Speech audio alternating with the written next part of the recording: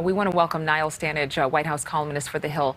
Good morning to you, Niall. Good to see you. I know that in terms of these talks that have been going on, we really have no indication that there's any progress being made. But then there were some reports that President Zelensky was actually willing to put neutrality back on the table, though not release the sovereignty of his country. What are you hearing? So I think we're getting some sense of the general contours of what a possible deal could be. Neutrality is obviously a central issue. One of the things that we're hearing from the Ukrainian side is that they need security guarantees. That part is obvious. They may back away from NATO membership, but they do appear to want a sort of multinational or multilateral security guarantee that would involve the United States, the United Kingdom, and other nations. The problem, just from a realpolitik standpoint, is that that seems to some like NATO by another name. NATO by another name. Though, again, it's important to remind our viewers that Ukraine is not a NATO member.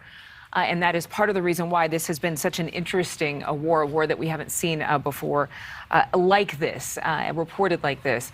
But President Biden, while, again, his administration has been adamant that there is nothing that can be trusted from the Kremlin statements that soldiers are somehow scaling back from any part of Ukraine, he has been very vocal, walking back statements, his administration walking back statements, and then the president coming out and saying boldly, no, I'm not walking anything back. I'm speaking from my heart. Clearly, the White House is not mincing words. But is there a concern that some of the statements coming from our White House are actually going to be a deterrent for progress in peace for Russia and Ukraine? I think that was the principal danger with the idea that the United States was interested in regime change. Now, President Biden has said he wasn't talking about regime change. He was expressing moral outrage. But look, as we've spoken about before, I think, Adrienne, the most likely way of resolving this war is in negotiation. Now, Vladimir Putin is going to use what the White House has said to suggest that the United States has a hidden agenda to depose him.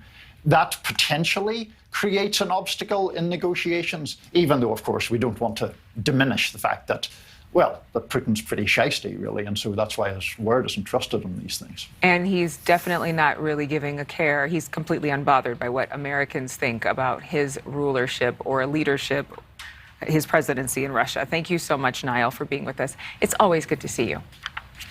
Always good, Adrienne.